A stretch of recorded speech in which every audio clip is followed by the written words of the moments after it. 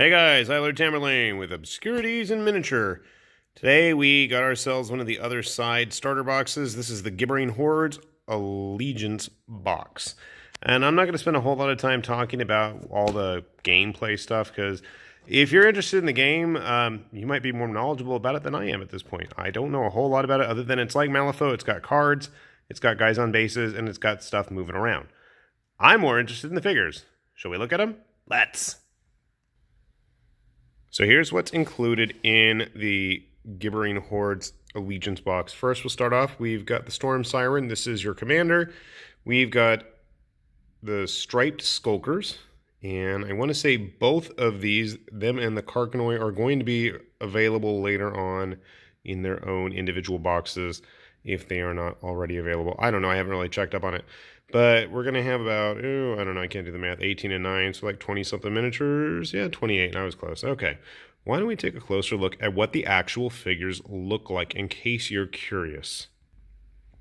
All right, so I set aside all of the actual gameplay-related stuff, and we are going to start pulling out the figures. So obviously this is our Storm Siren. This is your commander. This is all one piece that's been pre-built. I don't know if it's one piece like the Archon Protos Unicast stuff. She seems like she's been a multi-part figure that's actually been glued together. Detail, not bad. You can see some of the individual scales, or at least, you know, where the scales should be. I'm not sure what's going on around her. I think that's supposed to be energy swirling. Not bad. I'm going to take a look with some other figures at the end. So be patient, because that's what I like to do. This is one of the Karkanoi. Okay, I think it said I had 5 sculpts of these. I'm not even sure. So I'm guessing there's like going to be like horde style, privateer figure style, where you get like, you know, 2 of each sculpt and 1 of a leader unit. So I don't know who's who, but another one of these. Let's see, we haven't grabbed this one yet. So I mean, overall the detail is pretty nice. I know we've looked at a couple of the models so far, and let's grab this one.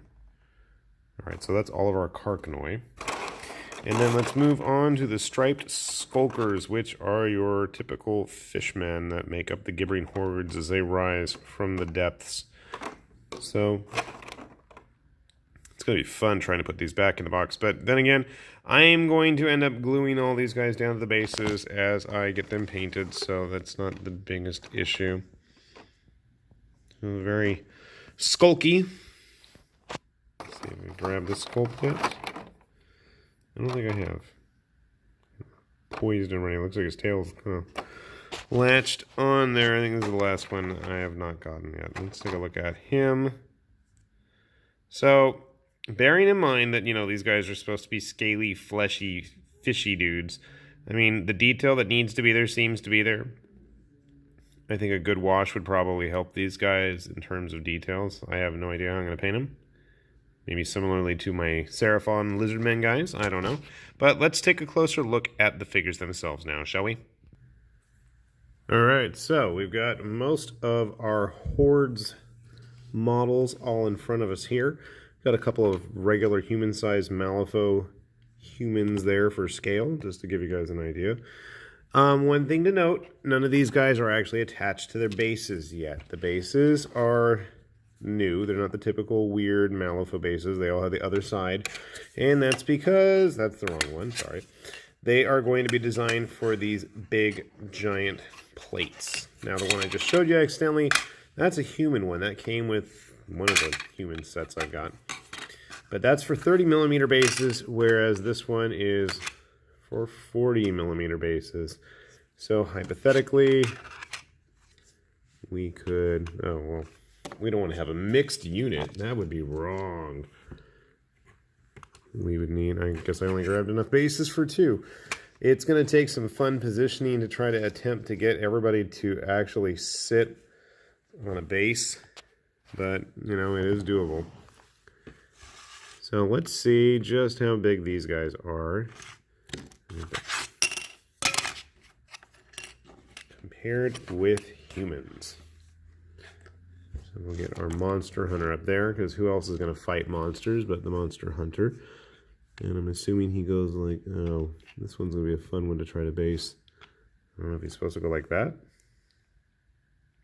Either he's going to have to get pinned. That's the one thing I'm not too keen on is with the way they've designed them and their bases. There's just no way to attach this guy.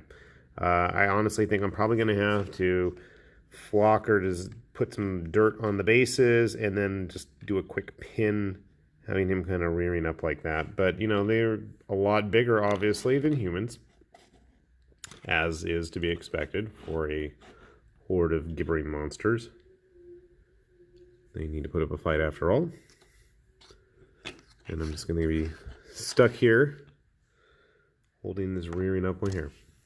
This guy looks like he's actually designed to sit on that base. So,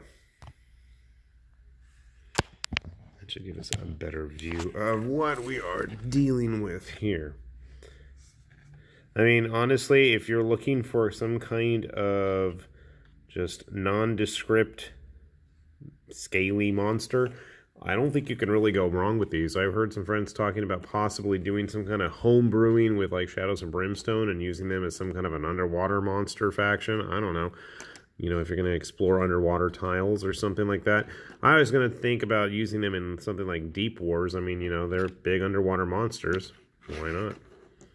Here's our Storm Siren hanging out with humans. So again, you can see she's a little bit larger, but her base doesn't seem as high up as some of the Malifaux ones. Let's take a look at our striped Skulkers real quick. And, you know, again, it's going to be a bit of a challenge trying to get these guys all onto the multi-base base when the time comes. Some of them are quite a lot larger. Now, I know the Skulkers are going to be available in a variety of sizes once they all start to hit the market. There's these guys on the 40 millimeters, and then there's like the Urazi and the Barbed Skulkers, not Sculptors. Yeah, it's been a long day. But, I mean, these guys are pretty big. I thought they would actually be a little bit smaller, but, I mean, they're pretty good sized monsters. Considering you get 18 of them in a box, I mean, well, if you're able to find the starter set for a reasonable price, I guess, might be worth it. Again, the detail's pretty decent. They are pre-built, so if that's a deal breaker for you, I don't know what to tell you. They look like they're going to paint up fairly easily, so I am happy about that.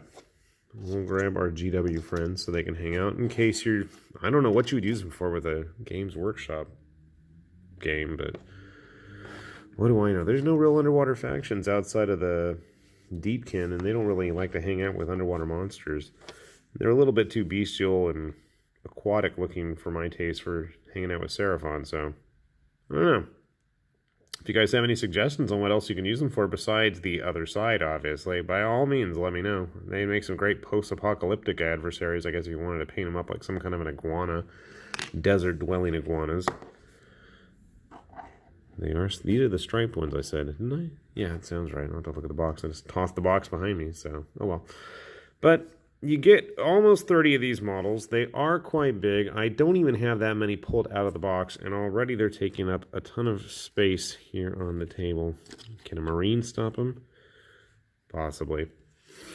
So, if you're interested, I'm going to slowly but surely paint up both a Gibbering Hordes and probably either Abyssinia or Cult of the Burning Man to actually learn how to play, and I'll try to get some games in with some friends and family, and hopefully I can actually give a review at that point. But in the meantime, if you're looking for some big gribbly monsters, if you're looking for some kind of aquatic flavored Silurid deep one creature from the Black Lagoon, any of that kind of style monster, I really don't think these guys would be a bit of a miss. They're definitely up that alley. And they had their big giant Titan monsters coming out there too soon, so didn't get those yet. Anyway, this has been High Lord Tamerlane doing his usual obscurities and miniatures and saying hope you enjoyed. Keep on watching and check out some of the other videos because I got plenty more where that came from. Thanks for watching. Bye-bye.